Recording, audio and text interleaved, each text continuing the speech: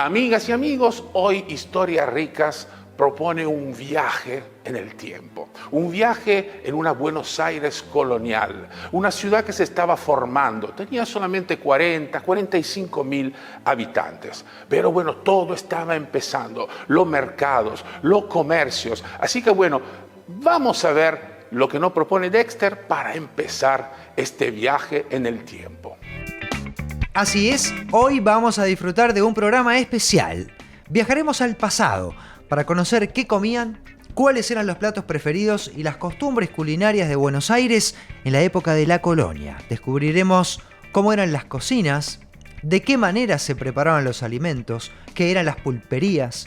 También aprenderemos historia junto a las recetas que atravesaron generaciones, como, escuchá, el arroz con leche, el tradicional locro, los duraznos en almíbar, la carbonada, la popular mazamorra, las empanadas y costumbres tan nuestras como el mate y la carne, íconos de la argentinidad a lo largo del tiempo. Todo mezclado, por supuesto, con mucha historia. Así que no perdamos más tiempo, que el viaje es largo y ya vamos con Pietro a conocer cómo era una cocina en la época colonial y cómo se cocinaba en esa gran aldea que era por entonces Buenos Aires.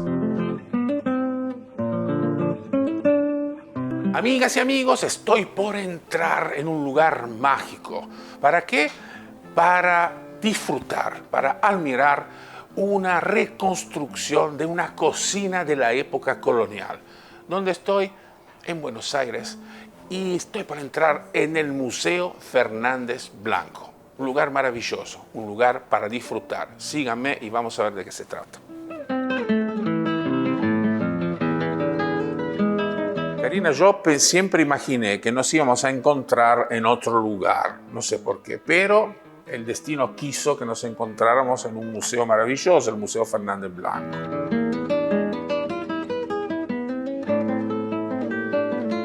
Vamos a ver la reconstrucción de una cocina de época y vamos a poder ver cómo era el dispositivo donde se cocinaba, los utensilios.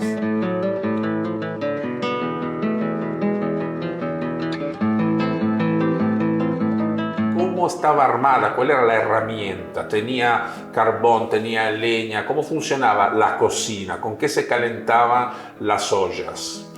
Las cocinas funcionaban a leña, había poca leña, ¿no?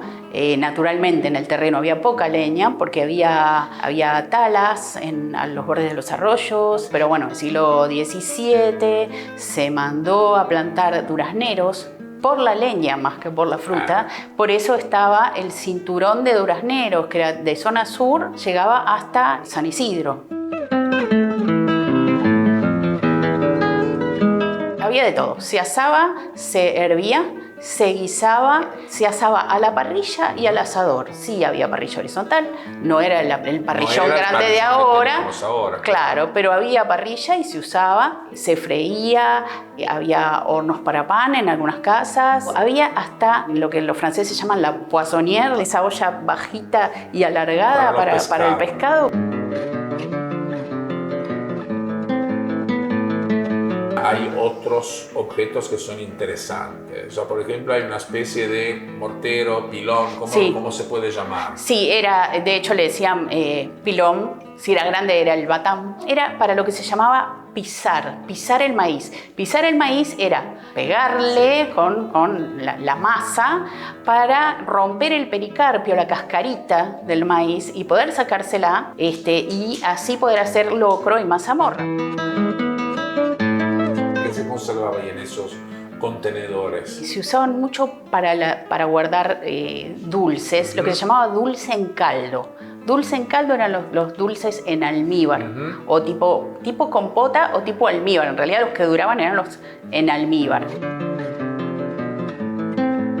Las cocinas por lo general estaban en el tercer patio. ¿Tenían piso de tierra o tenían piso así cerámico? Depende, porque las que estaban en el patio eran cuartitos que tenían piso de tierra, piso nada, ¿no? Eso. Pero después, más adelante, cuando la cocina empieza a moverse de lugar y empieza a tomar como otro lugar, ya aparece otra cosa. Cocinaban los esclavos afroamericanos, hombres y mujeres. O sea, las señoras de casa no tocaban la cocina, no iban al mercado. Esa vasija grande que se ve al final eran las vasijas que se usaban para el agua. Lo que se hacía era poner el agua que se sacaba del río, entonces había que dejarla decantar para que 2-3 días. Claro. Sí. Después, por supuesto, estaba el agua de pozo, que era la más apreciada y elogiada, que decían que el agua era excelente, que venían los visitantes. Sí. Y lo que tenía también el agua de pozo es que salía refrigerada. También se hacía agua de panal. A ese agua se le agregaba miel, se la llamaba agua de panal. Había platos playos, había platos hondos, había escudillas. Las escudillas eran como platos hondos enormes. Enorme, para comer guisos. Para comer guisos y ¿no? sopas, sobre todo, sí. Pero también había platitos de postre, bandejitas para contener, el salero, el pimentero, el mostacero. Incluso había portatostadas. Como te decía, estaban no solo en las clases altas. Y esto fue lo que se encontró desde el trabajo arqueológico. Bueno, hemos hablado de cocina, de olla, de cacerolas, de fogones, de vajillas, etcétera, etcétera, pero falta una parte, la parte del recetario, de qué se preparaba y qué se comía ahí en esa cocina o en la sala que vos mencionaste. Así que bueno, vamos a ver de qué se trata. Bueno, dale, vamos.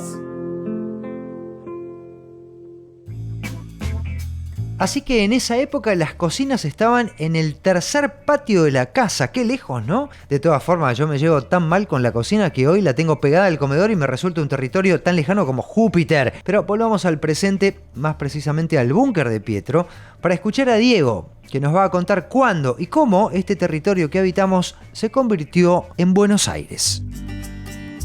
Bueno, Diego, este es un programa donde la historia tiene un peso importante. Buenos Aires colonial, yo sueño con esa ciudad de esa época. ¿Qué podés contarnos? ¿Qué podemos descubrir gracias a tu ayuda? Es muy importante esta etapa porque a veces no la asociamos con la Argentina, porque somos Argentina en el siglo XIX, pero hemos sido parte del Imperio Español.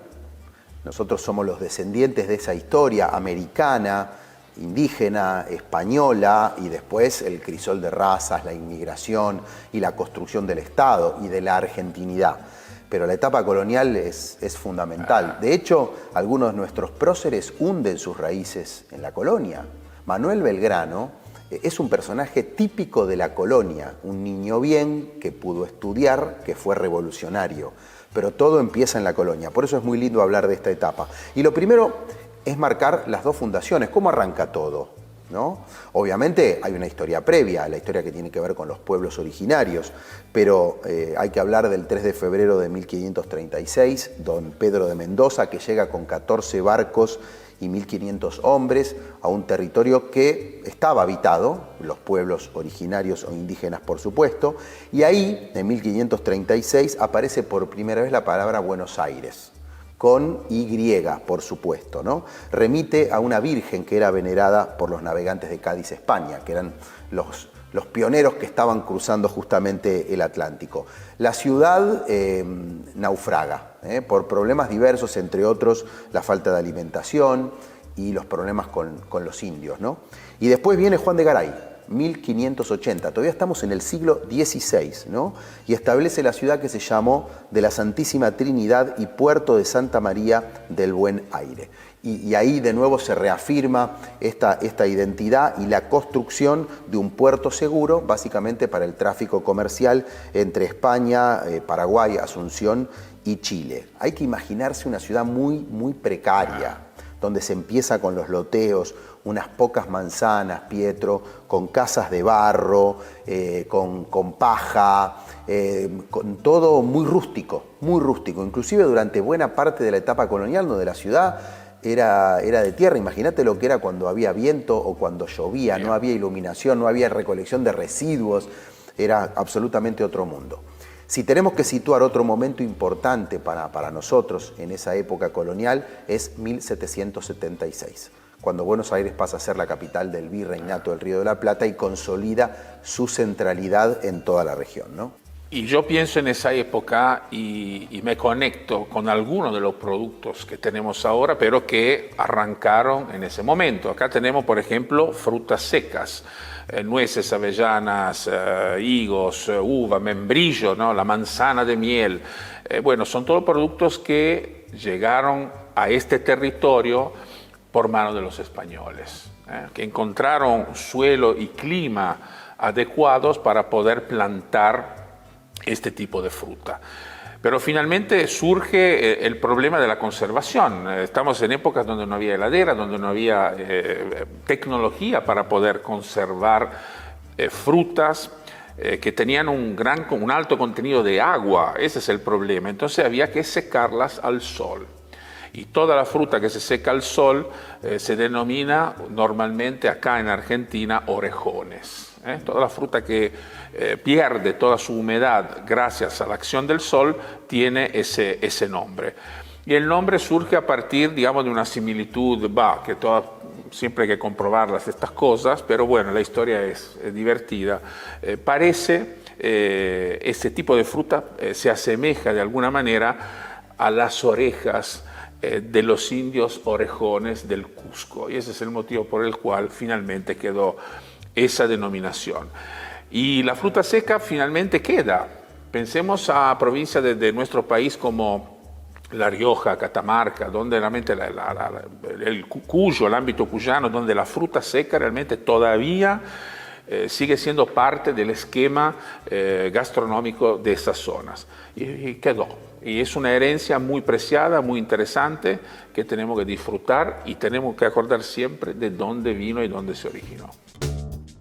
De qué hermoso paseo por esa Buenos Aires naciente estamos disfrutando en el programa de hoy. Continuemos con el recorrido y acompañamos a Pietro y a Karina, que tras la charla en la cocina de época van a mostrarnos un auténtico menú de la Buenos Aires colonial.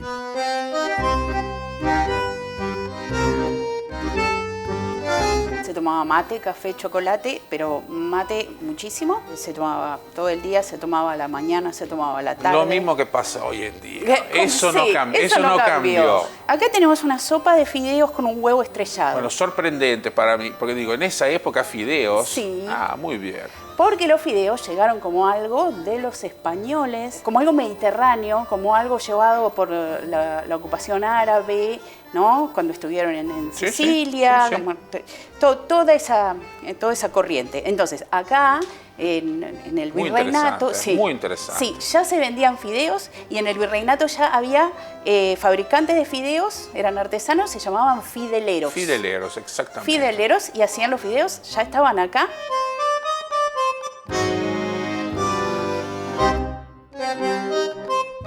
Ginebra se tomaba bastante. Bueno, en las pulperías la ginebra era de orden. Se tomaba mucho vino. También había aguardiente, muy importante. Había licores de lo que se te ocurra, anisete, lo que se te ocurra. Qué lindo. Sí, ¿Ves que existe la convicción de que en esa época no había nada? No, al revés. Había de todo. Había mucho, y nacional, había de todo lo que se llamaba del país. No se decía nacional en ese momento, sino queso del país, vino del país o de la tierra. Sí, bueno, era una diferenciación importante porque muchas cosas venían de otro lugar. Y también había muchas cosas de fuera.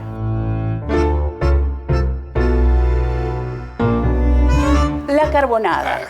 Carne cocida a temperatura muy baja, con zapallo, con batata, ¿no? Con cebolla, con ají, le decían. Todavía no aparece la palabra morrón, todavía no aparece. Y tenía acidulantes, que podía ser vinagre o jugo de naranja agria, y tenía azúcar.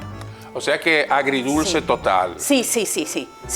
Y en verano tenía choclos y duraznos. Y en otoño tenía peras. O sea, la fruta siempre estaba. La fruta, sí.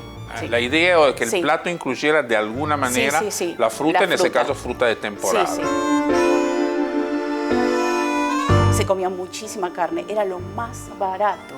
En la cárcel los presos se quejaban de que solo comían carne. El churrasco se hacía directo en la brasa o en parrilla. En parrilla también se hacían las perdices, las palomas, que le decían pichones, las codornices. Se comía mucha ave, mucho pato. ¿Pescado? Se comía, pescado de río. Se comía así supuesto. bastante, sí. sí, sí. Es una dieta completísima. Sí, por supuesto, y de verduras había de todo, menos espárragos. En los registros históricos hay de todo, hay alcauciles, hay de todo, echalot, lo que se te ocurra. Cubiertos. ¿Se utilizaban los mismos cubiertos que tenemos hoy en día? ¿Había alguna diferencia? ¿Cómo se manejaba ese tema? Se usaban los mismos. Exactamente. Se usaba, sí. Y es otro mito de que en las casas no había tenedores, no había... Mentira, en las sucesiones, pero no solo de clase alta, clase media baja. Hay cubiertos en las sucesiones, figuran los cubiertos. Dulcería había de todas las frutas que había. Acá el durazno, por supuesto, como decíamos en el museo, era la fruta más común y era muy apreciada y se hacía dulce de durazno, pero también se hacía de batata, se hacía de tomate, se hacía de todo. Dulce de sandía se hacía, el arroz con leche que se comía a veces como entremés, entre servicio y servicio, ¿no? Entre paso y paso, o a veces como postre.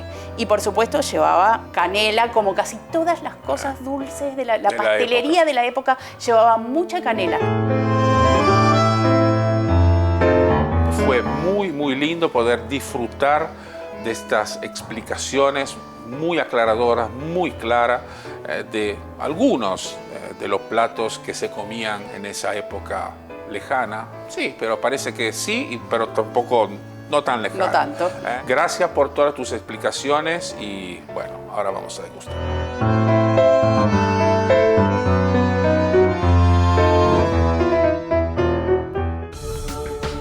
Amigos, ¡qué lujo! Acabamos de presenciar una auténtica excavación arqueológica periodística de la que emergen dos datazos para la sobremesa del domingo. Anoten, en la época de la colonia ya había fideos. Y esta, que es una perla para los tiempos que corren, los presos se quejaban que lo único que les daban de comer en la cárcel era carne. Carne, que hoy es un lujo con el precio que tiene. Y hablando de carne, escuchemos a Pietro, que nos va a contar cómo se mantenía y cómo se vendía la carne en esos tiempos donde heladeras y freezer eran como el DeLorean de Marty McFly en Volver al Futuro. Un sueño. Me emociono pensando en la Buenos Aires colonial, una ciudad que estaba empezando a crecer con sus 40.000 habitantes. Y bueno, y pienso en cómo esos habitantes conseguían sus alimentos. Uno de los alimentos es, por supuesto, la carne, la sagrada carne argentina, que ya se vendía en esa época. Los establecimientos ganaderos, esos pequeños establecimientos ganaderos primordiales, estaban cerca de la ciudad. De manera tal que la carne, una vez sacrificado el animal, bueno, llegara a la ciudad en tiempos muy rápidos. La carne se vendía en carretas. El carnicero, los carniceros de esa época, colocaban un cuero en el piso, una piel animal en el piso, colocaban arriba de la misma el trozo grande de carne y con un hacha separaban los cortes que finalmente se vendían. Esa era la carne de la Buenos Aires colonial.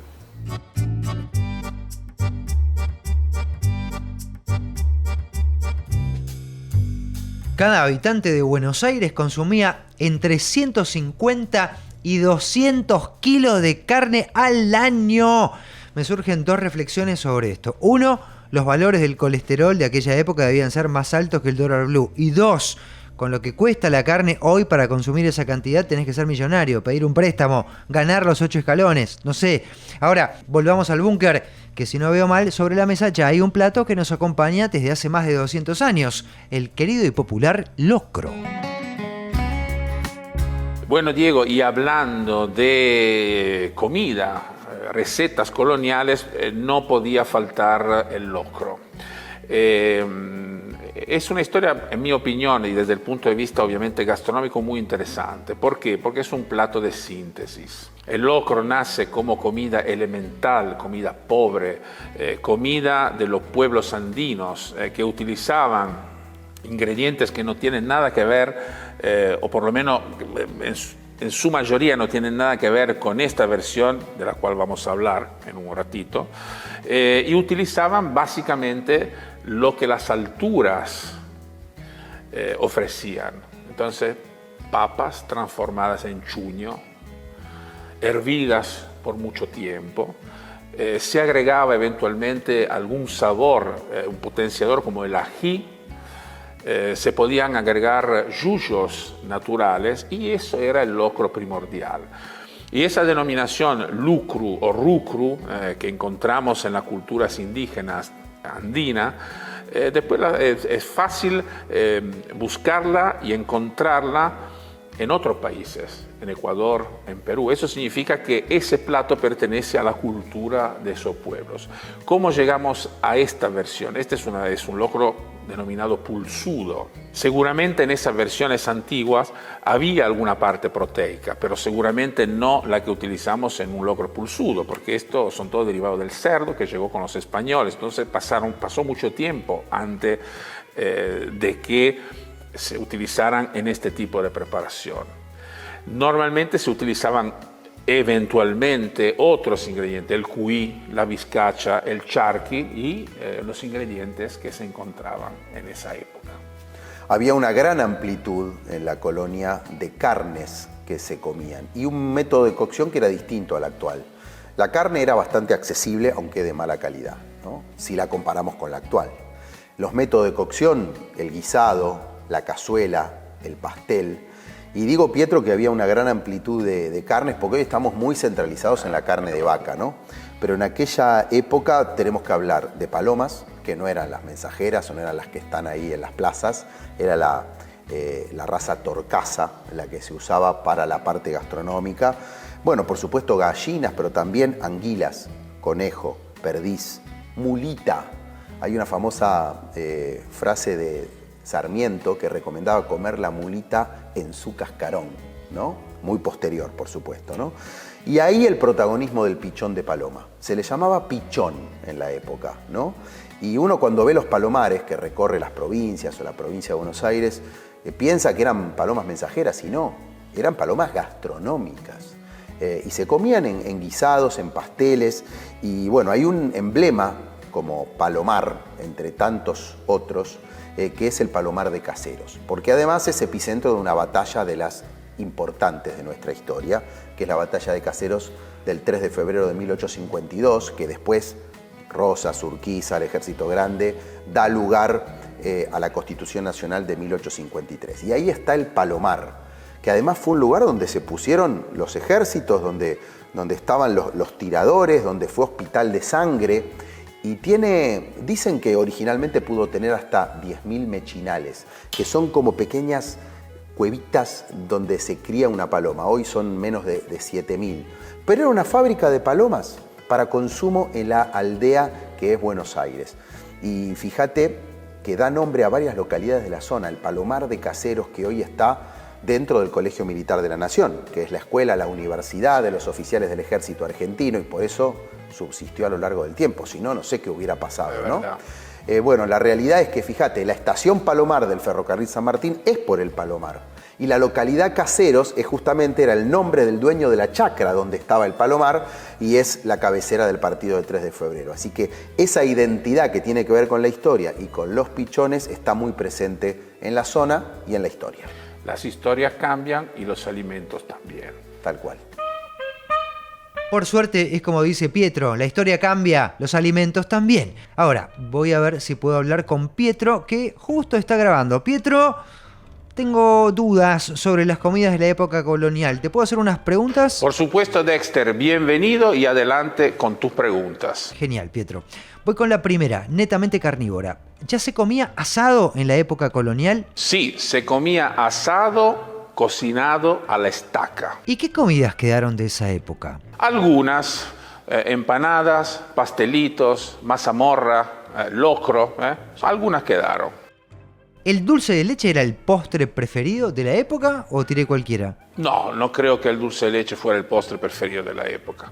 Esta duda la tengo desde que iba a la primaria. ¿De qué estaban hechas las mazamorras que vendía la mazamorrera de los actos escolares? Muy simple, maíz, agua o leche, azúcar y si había una pizquita de bicarbonato, canela y vainilla. Y voy con la última, que más que de época es de absoluto presente. Era barata la carne, ¿no? En la época de la colonia, porque ahora, Pietro querido. La carne en la época de la colonia era baratísima, era uno de los alimentos más disponibles para todo, al punto tal que se consumían en esa época entre 150 y 200 kilogramos de carne por persona por año. Amigas y amigos, llegó el momento de una pequeña pausa, pero por favor no se vayan porque hay muchas más historias ricas para contar. Amigos, hoy estamos viviendo un verdadero viaje en el tiempo. Les recomiendo que sigan el consejo de Pietro porque tras la breve pausa, entre otras cosas, vamos a conocer de dónde viene, cómo se tomaba y qué costumbres rodeaban a nuestro querido mate.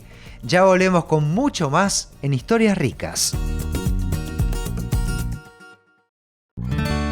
Contener la pared llena de diplomas a veces no alcanza para contener a pacientes llenos de preguntas. OSDE, 50 años, junto a vos a lo largo de tu vida.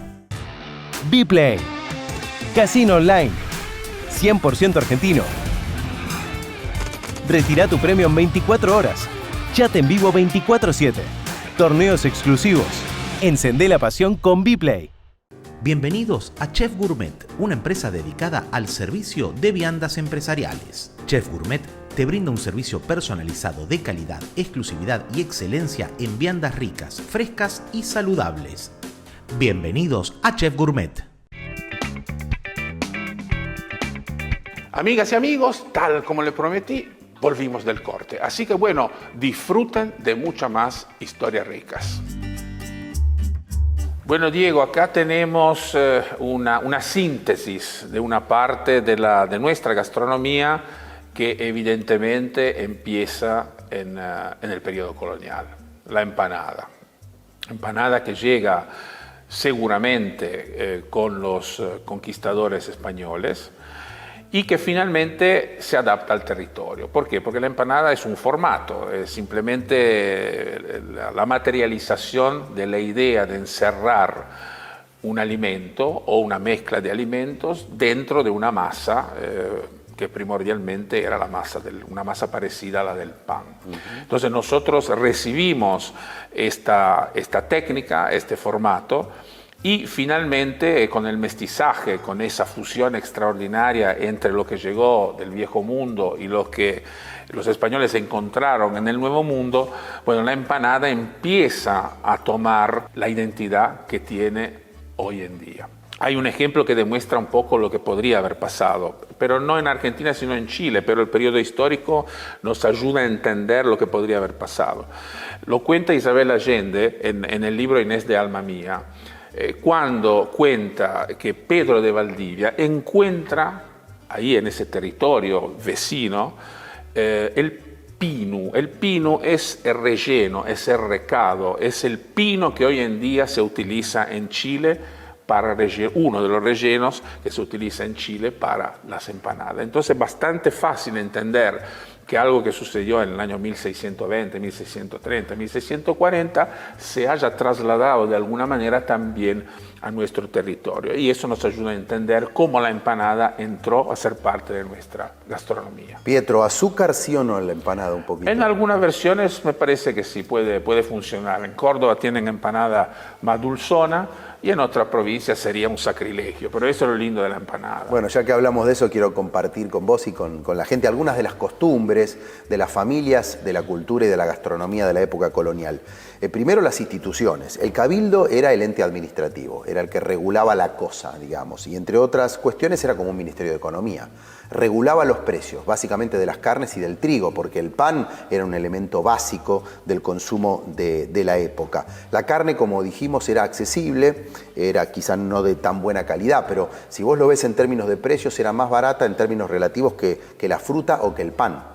Por eso el cabildo regulaba para que los precios no se dispararan. Se comía pescado también, pescado de río especialmente. Eso, tradición después se fue un poco perdiendo, pero bueno, lo que es un dorado, un surubí, un pejerrey eran parte también del consumo de la época colonial. Muchos de estos pescados o elementos, y quizás hasta la empanada, se vendía ¿dónde? En ese gran mercado que era la Recoba. en lo que es hoy la Plaza de Mayo, que en su momento eran dos plazas, la Mayor y la de Armas, que luego fue la de la Victoria, después de las invasiones inglesas, era un mercadito y se vendía mucha comida en ese lugar. Yo siempre lamento como historiador que hayamos perdido la Recoba. La tiraron abajo en 1884 para hacer una plaza única. Se fue mezclando lo hispánico con lo criollo en la gastronomía. Después se sumaron los inmigrantes, ni hablar. Las formas de cocción, como dijimos, más de larga duración, ¿no? Los guisados y mucha leña. El fuego era a leña, obviamente no había el carbón que tenemos hoy, así que dominaba la leña. Las casas tenían huertas. Así que es muy habitual eso que hoy uno ve en los barrios, en el conurbano, tengo el naranjo, la higuera, el limonero, todo eso empieza en las huertas de las casas de la colonia. En cuanto a lo que se tomaba, no había gaseosas, no había. Había aguas aromatizadas y se tomaban incluso en los que hoy llamaríamos las confiterías. Por ejemplo, era muy famosa una bebida con vinagre, agua y azúcar. Pero se aromatizaban con cosas, con hierbas o con frutas, el agua, lo que hoy llamaríamos un jugo, para acompañar en la época, porque desde ya no había gaseosas. Los ricos vivían en casas muy amplias y tenían esclavos que le hacían las tareas del hogar, desde ya. Y las personas más humildes vivían como podían. Era realmente muy difícil la vida, incluso se hacían su propia ropa, porque no tenían posibilidad de ir a un sastre o una tienda de la época. Y cierro con las tertulias. Pensemos que no había medios de comunicación, entonces ¿cómo se enteraba la gente de lo que pasaba, las noticias? Se organizaban las tertulias, un salón, la señora de la casa o el señor de la casa, que recibía a amigos, algunos forasteros, algunos invitados, había música, había comida, había conversación. Y ahí circulaba la información. Muy importante, como modelo de reunión de la época colonial, las tertulias. Gracias por esta información. Y si hay una costumbre que se mantiene desde aquella época es esta bebida noble, amiga, compañera, que nos representa en el mundo y que es parte de cada uno de nosotros. ¿Qué más te puedo decir? Te estoy hablando del mate. Así que vamos a acompañar a Pietro, que va a encontrarse con dos especialistas en esta materia. Un orfebre que creó mates para, por ejemplo, la reina de Inglaterra o Madonna, y una experta sommelier en esta infusión sagrada.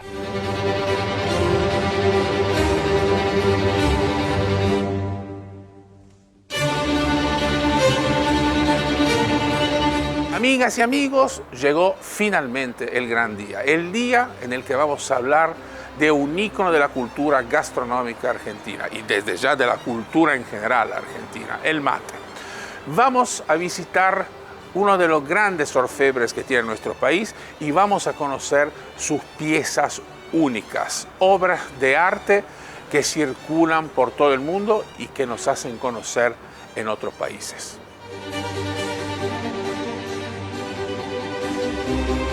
Hoy realmente quiero aprovechar de tu conocimiento para hablar un poco del mate. ¿Hasta dónde se puede llegar con la creatividad? Los primeros orfebres que llegaron acá en la época de la colonia eran orfebres litúrgicos, venían de Europa y cuando le dijeron hacernos un recipiente para poner yerba mate, lo único parecido que se les ocurrió eran los cálices. Si vos ves este estilo, que es un estilo más barroco o de la época de la colonia, difiere mucho de un estilo así, que es totalmente contemporáneo. ¿Ves? Las líneas sí, no tienen son flores, diferentes, no tienen hojas. Exactamente. Había un mate que se llamaba salvilla, que después lo vamos a ver, que tenía un plato abajo, entonces cuando el novio iba a pedir la mano de la novia, le ponía una flor en el plato y un bizcochito de grasa por cada mano. Lindo gesto. Después estaban los mates para tomar mates de leche, que en general eran de cerámica o de porcelana. Ahora vos ves en la calle hay mates de plástico, sí, hay de todo. Mates de madera cuadrados o geométricos. En realidad tiene que ver con tu gusto, pero nada que ver cuando uno toma un mate adentro de una calabaza que cuando toma en un vasito de yogur, obviamente, como digo yo.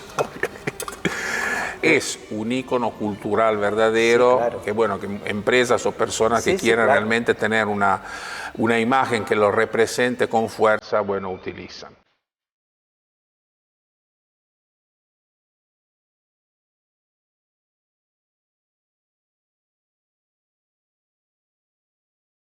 Amigas y amigos, sigue nuestro viaje en el mágico mundo del mate.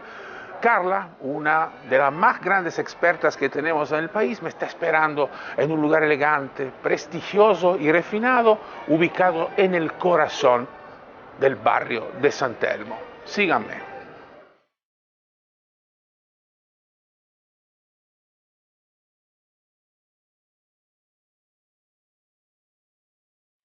Este es un asunto serio, ¿eh? Sí. Muy serio. Bueno, Muy serio. menos mal que te tenemos a vos para que, bueno, que nos ilumines. ¿Cuáles son los criterios para elegir el mejor producto, la mejor materia prima para el mejor mate que uno pretende? Sí, yo creo que es importantísimo conocernos como consumidores primero. ¿Cómo nos gusta el mate? ¿Más bien suave, más bien amargo, intenso? La pandemia en realidad creo que marcó un antes y un después en el estilo de consumo y también en las prioridades que tiene el consumidor con respecto a los estilos de yerba. Primero todo porque pasamos todos a tener cada uno su mate, su bombilla y hacernos cargo de qué tipo de mate nos gusta. Y eso quedó. Empezó todo con la calabaza, que deriva de la palabra quechua mati, que significa vaso o recipiente. Los guaraníes, los primeros habitantes de esta zona, Paraguay, lo que es la zona donde yo nací, también Misiones, sur de Brasil, ellos consumían en este recipiente directamente agua, o sea, lo usaban como un vaso para consumir agua. Para ellos la yerba mate era un inhibidor del apetito y un alimento. Ahí empiezan a poner la hoja dentro de la calabaza, aplastaban, filtraban con los dientes. Más tarde descubren la bombilla de tacuara o tacuapí y después, bueno, ya empiezan a secar la yerba, hacían el famoso ritual y hacían esa ronda donde estaba el fuego en el medio. Más o menos en el siglo XVII, XVIII, acá en esta zona del Río de la Plata, la alta sociedad consumían estos hermosos mates de plata y la servidumbre en los de calabaza. Era una manera, ¿viste?, de diferenciar. Y después también las mujeres de la alta sociedad, cuando se juntaban a tomar mate, tenían una cebadora para mate dulce, otra para mate amargo, y a veces los matecitos venían con una campanita. Entonces la dama que tenía el mate y veía que venían acercándose las cebadoras, movía el mate para cortar la conversación, que no querían que se filtrara en esas, bueno, tertulias de la alta sociedad. Muy interesante.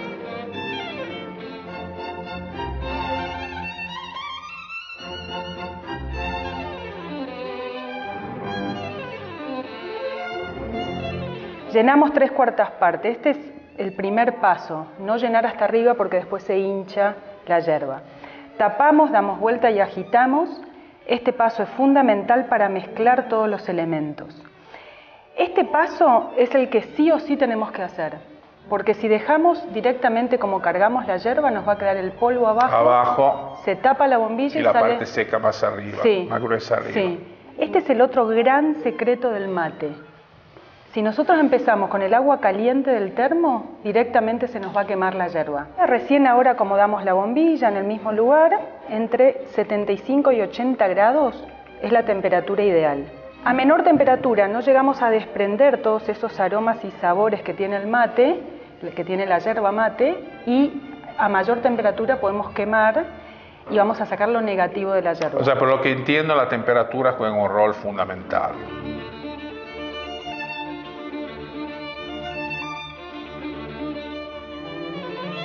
Exquisito, ¿eh? Ay, gracias, ¿Sí? gracias. ¿Sí? Gracias. Lástima que se terminó. Sí, vamos a cebar otro.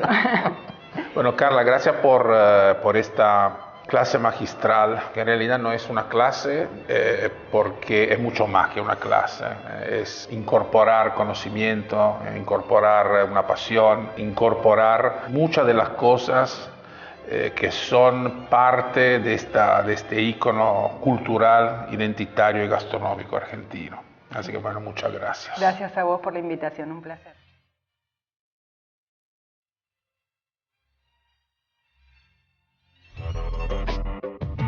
Si algo le faltaba a nuestro antropólogo culinario para recibirse de Argento era tomar mate. ¡Y lo hizo! Acá está la prueba. Pietro toma mate. Y además dijo que era exquisito. Y siguiendo con cosas bien argentas, volvamos al búnker, que Diego nos va a contar el primitivo origen del tango a través de la población afroargentina de esa época. Bueno, Diego, acá tenemos una mazamorra. Es una comida, una preparación, una receta simple, sencilla, que remonta a esa época. Y en algún punto casi icónica, ¿no? Porque la encontramos en la escuela primaria, ¿no? Cuando se hace la celebración. Bueno, se la menciona y se menciona la mazamorrera, esa mazamorrera que era normalmente, o por lo menos uno la visualiza como descendiente de africanos, porque la inmigración africana la tuvimos y fue muy fuerte en el país, y además nos dejó una herencia muy interesante.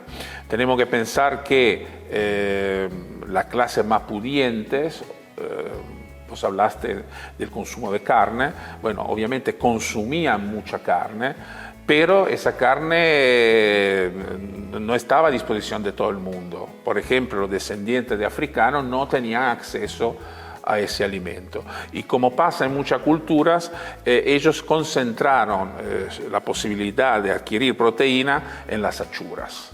Entonces las achuras empezaron a ser parte de la dieta cotidiana de los descendientes de africanos, y debido a la cantidad de descendientes de africanos que había en el país, de a poquito, esa comida empezó a entrar dentro de las costumbres gastronómicas argentinas. ¿Podemos decir que gracias a ellos degustamos mollejas hoy Sí, por hoy? por supuesto. Degustamos mollejas, degustamos todas las achuras gracias a ese aporte. Y uno de los responsables de este aporte fue un cocinero que se llamaba Antonio Gonzaga, el negro Antonio Gonzaga, apodado el negro Antonio Gonzaga, un cocinero que operó en el siglo entre XIX y XX y fue cocinero de la Cámara de Diputados, o sea, fue realmente un cocinero muy importante que operaba también en la familia más rica del país. Y bueno, y él en sus libros empezó a ofrecer lo que vos proponés, o sea, la parrillada así como la conocemos hoy en día, que incluye las achuras. Y ese es un gran aporte de la cultura africana en nuestro país. Buenos Aires, Pietro, tenía allá por 1810, época de la Revolución de Mayo, 40.000 habitantes. Un tercio eran negros, afroamericanos, descendientes de negros que venían de la colonia, trabajadores. Se habían integrado a las familias de la época. Obviamente veníamos de una etapa, por supuesto, de esclavitud, que era la norma de la época, al punto, fíjate vos, que el padre de Belgrano, tu amigo genovés, Domingo Belgrano y Peri, era contrabandista y también traficante o comerciaba con esclavos. Y no hay que juzgarlo con los valores de hoy. En la época el sistema jurídico lo permitía. Por suerte eso cambió y después se fue a la igualdad de todas las personas, ¿no?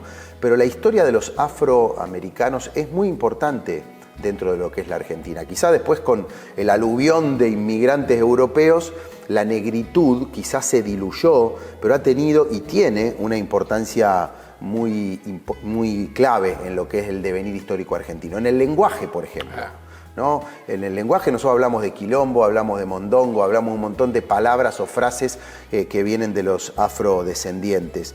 Y ni hablar la música, el tango. Los justamente descendientes de africanos son los que, mezclándose con los inmigrantes, le dan forma al tango en Buenos Aires o el malambo. Así que la esclavitud y la presencia de los negros en Buenos Aires, en lo que es hoy la Argentina, fue muy importante. Vinieron de Ecuador, Angola, Congo, Mozambique, fueron a las ciudades, pero también a las estancias jesuíticas.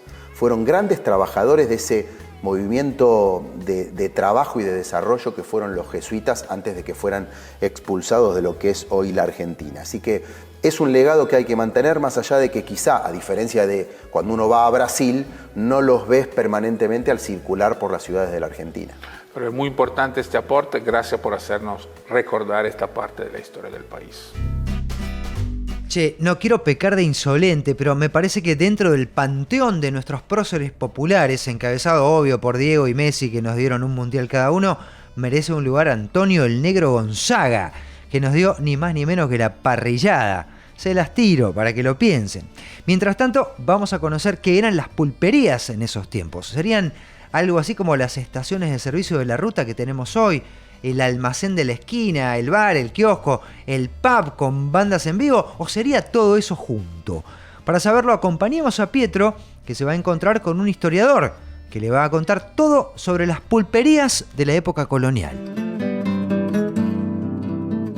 Amigas y amigos, estoy a minutos de encontrar un gran historiador, mi amigo Jorge, y lo voy a hacer en el ámbito adecuado. Una pulpería ubicada en el centro histórico de la ciudad de Buenos Aires, en el barrio de San Telmo, la pulpería Quilapam. Con cencerros y madrinas, hay caballos atados al paño. Jorge, bueno, estamos en un ámbito histórico, podemos definirlo así. Exactamente. Es una 1700 creo que es. Una pulpería además ubicada en el centro histórico de la ciudad. Desde mi punto de vista es algo emocionante.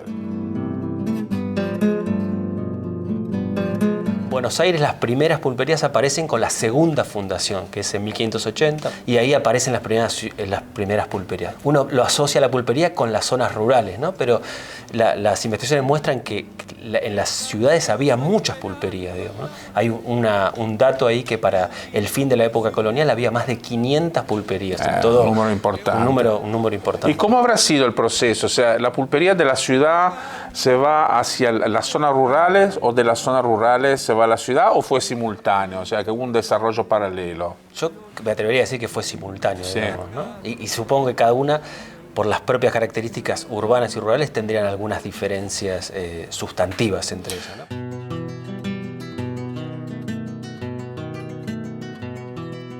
Por un lado tenía la posibilidad de ofrecer espacio para que la gente se reuniera, y además un espacio geográfico, un punto geográfico de referencia, porque no hay, ahora en este caso en el campo, digamos, como que es un lugar quizás hasta a 30, 40, 50 kilómetros de un paraje, y ahí hay una pulpería donde la gente sabía con exactitud cuál era. Ahí decían, vive a la vuelta de la pulpería. Exactamente, ¿no? Exactamente.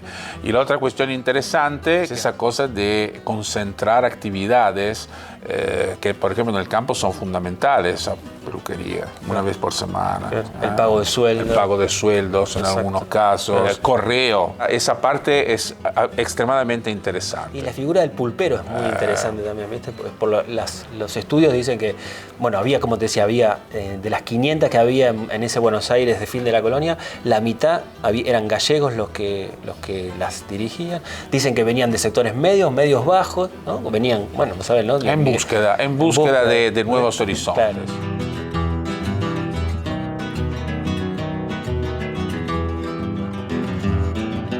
¿Quién era el pulpero? O sea, ¿de dónde venía? Algunos dicen que viene de la idea de pulque, que es la bebida tradicional de los pueblos mexicas. Otros lo vinculan con una fruta del Caribe. Y hay una tercera idea que dice que viene de pulpo. Viste que el pulpo es típico de Galicia. Y otros también dicen, y otro dato interesante, que por la idea de los tentáculos. De expandirse, querían todo. Como tenían tantos, otra cosa interesante que revisó la historiografía reciente no es que tenían 3 o 4 productos. Llegaron, hay inventarios que vendían más de 400, 500 productos y hablan de como de un polirrubro. ¿Cuáles eran los géneros o los alimentos prioritarios principales que se vendían en la pulpería? Ahí puedes encontrar muchas legumbres, arroz. Secas. Legumbres secas. Sí. Arroz, fideos, yerba, azúcar. Corría el vino, digamos, para el parecer corría el vino de manera frecuente. Bueno, el vino venía de Francia y después acá algunos importadores un poco lo diluían en agua y era un vino más, diríamos, en términos poco académicos, más berreta. Por ahí había muchos gauchos que estaban por ahí en soledad mucho tiempo y después iban a la pulpería y se cantaba, se tocaba la guitarra, se bebía. Se peleaban. Primero se bebía y después se peleaba. Claro, por eso lo de las rejas, ¿viste? Así que tenemos a nuestra espalda. Dice que tenían las rejas desde el piso hasta el techo para proteger la integridad física del pulpero, que en ocasiones se picanteaban las cosas y entonces estaba enrejado, digamos.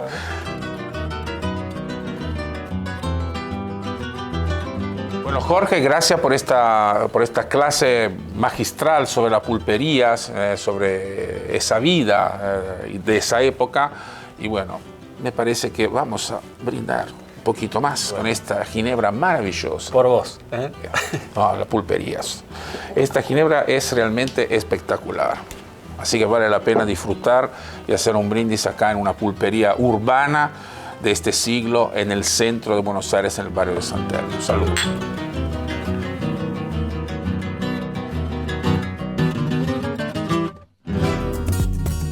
Amigas y amigos, esperen por favor un minutito. Vamos a un corte, pero no se vayan, porque hay muchas más historias ricas para contar. Bplay. Casino online. 100% argentino. Retira tu premio en 24 horas. Chat en vivo 24/7. Torneos exclusivos. Encendé la pasión con Bplay.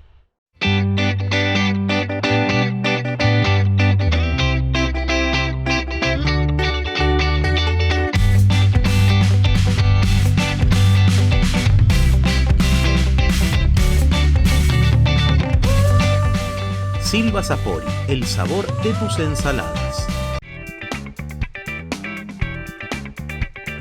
Hermoso viaje al pasado hemos experimentado hoy hacia esa lejana Buenos Aires con aromas, sabores y costumbres que marcaron nuestra tradición, pero los dejo con el gran Pietro para repasar todo lo que hemos vivido hoy.